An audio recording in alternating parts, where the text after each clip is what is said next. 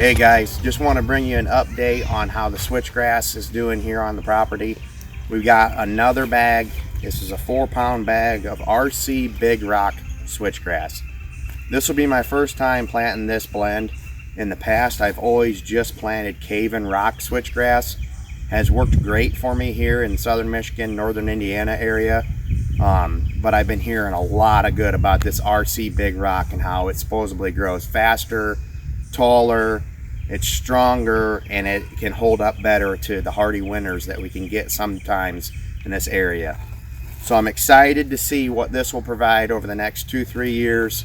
Sounds like best case scenario this year I'm going to get maybe 3-4 foot of height out of this, but that's obviously best case scenario. So as I showed you in some earlier videos, I came in here and cleared all this out. Took out about 7 more trees, pushed back a brush pile. Here's the brush pile. Burnt the cave and rock switchgrass that was already here. And I'm just connecting 2 small cave and rock switchgrass plots with this RC Big Rock. Gonna connect the center with it and provide it so it's just one plot for bedding and just nesting cover in the future for the turkeys also.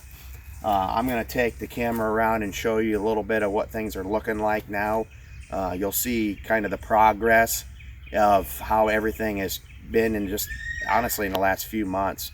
And then also we're going to get this in the ground today, seeded, so we'll show you a little bit of that. But stick with us. I hope you're excited. I know I'm excited. Can't wait to bring this to you.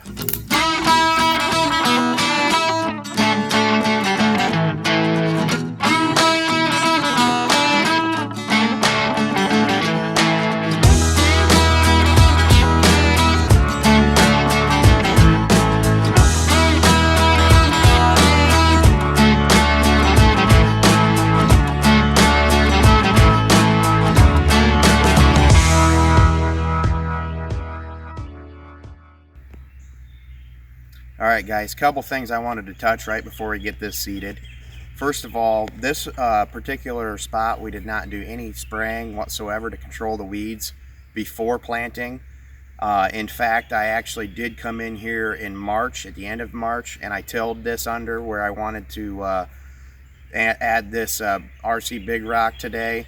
I came back about 3 to 4 weeks later in April, tilled it under again, and then came and tilled it under again today. Right now we're going into the 2nd week of May here in southern Michigan.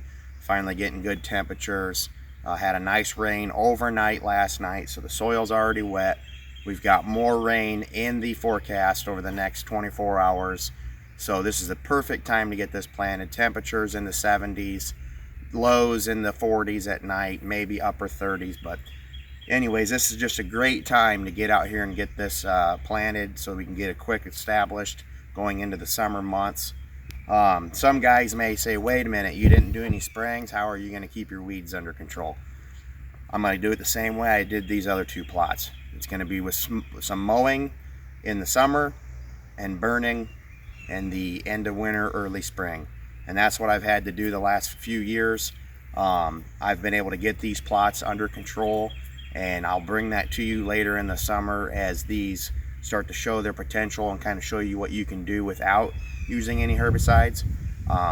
For those guys that don't have the time to till it 3 times in one spring before you plant, and herbicides your only way, you know, there is applications for that, and there is scenarios where that comes into handy.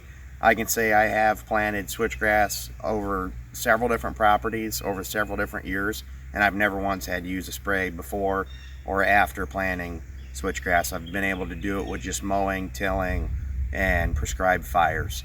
So that's something to think about for those of you guys that don't like to use herbicides. You can do this. It is possible. Sometimes it might be a little bit more work. Maybe you have to mow it, and you shouldn't have had to if you would have used herbicides. But just wanted to let you guys know that. And another thing is I want to show you guys how small this seed is. Gonna zoom in on that. I mean, we are talking, this seed is basically the size of clover. maybe a little bit bigger, but it's more just different shaped than that. This particular blend that I got, it's only a 62% of ready seed right now, and that means that can germinate this spring. There's about 30% of this seed that's dormant seed. It has to go through the winter, and it has to go through the stratification process for it to germinate next spring. That's a little bit on the low end. I would prefer to have it more of a 70 to 80% germination rate for this spring, and about a 20% hard seed that will germinate next spring. But hey, when you're getting behind on when you can get it ordered, and you're left with who's got it available, the customer I wanted to go through for this, the business was already sold out. If I had gotten in there a couple weeks earlier, I would have gotten better quality seeds. So something to think about, guys. If you cannot procrastinate early on in the year and get better quality seed, you will definitely benefit from it. So just wanted to touch some bases with you on that. Another thing that's not so much switchgrass related, but what we're just doing here in southern Michigan is we bought a property that was all hardwoods. It was cherries, it was sugar maples, it was soft maple, it was oaks, some elderberry, a few bushes, some honeysuckle, but for the most part it was a monoculture, okay? There was no openings, it was all canopy. So we've been working really hard. We're doing a lot of TSI. We had a logger come in the very first summer to open some canopy in so we get some new regeneration, start to thicken things up. I've been working my hardest to get some pines planted in here and established, fenced off, because the deer keep eating them every single winter. So I got them all fenced off. So now I'm adding switchgrass over the last few years.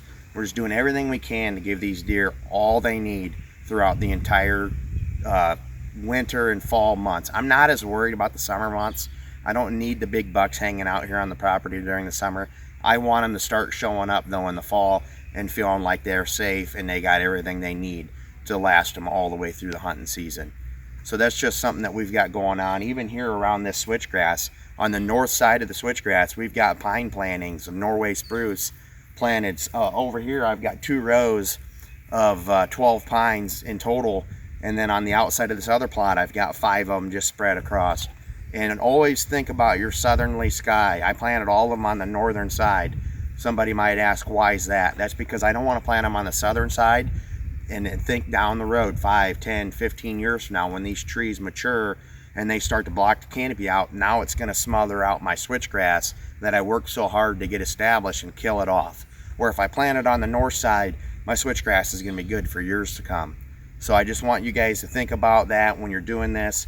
Don't just run out there and just throw it all together. Really sit down and make a plan that works for your property, for your scenario, for your finances, for your equipment and the time that you have. It's not just a one size fits all here.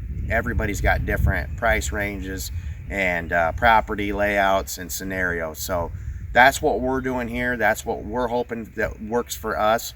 And we're going to bring it along to you guys and show you how it works. Thanks.